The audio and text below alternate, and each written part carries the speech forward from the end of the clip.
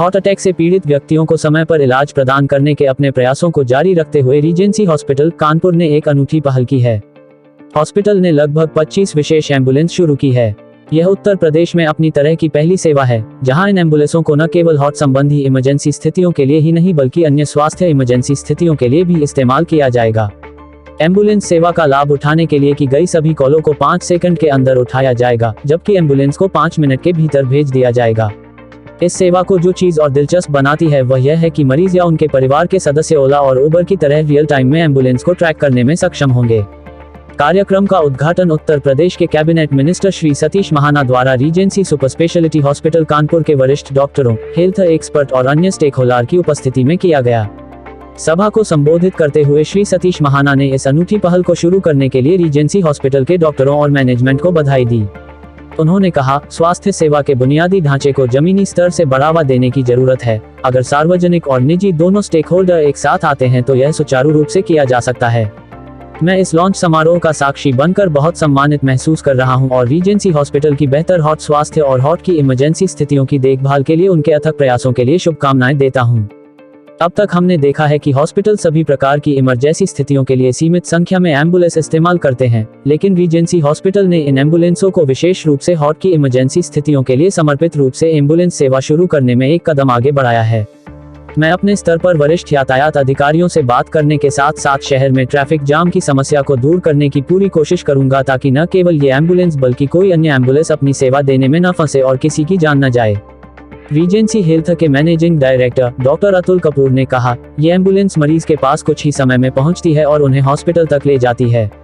इस एम्बुलेंस में मरीज के जीवन को बचाने के लिए रास्ते में कार्डियोपल्मोनरी रिससिटेशन CPR और डिफाइब्रिलेटर सहित जरूरी सहायता प्रदान की जाएगी। ऐसा इसलिए क्योंकि हार्ट अटैक के बाद का गोल्डन आवरा बहुत महत्वपूर्ण होता है और हार्ट पड़ने के पहले 0.00 मिनट के अंदर उचित कार्रवाई करके इसके प्रभावों को उल्ट किया जा सकता है। इससे पीड़ित के बचने की संभावना को 90% से ज्यादा बढ़ जाती है।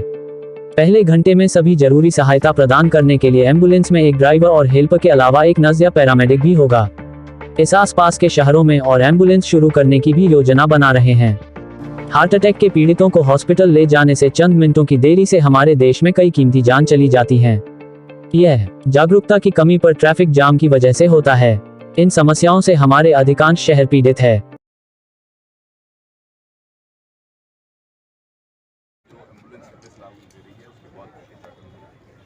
जनरली पेशेंट को सही समय के ऊपर इलाज मिल जाए, उसके सही समय पर उसका रिप्लेस कर दे, बहुत महत्वपूर्ण बात होती है।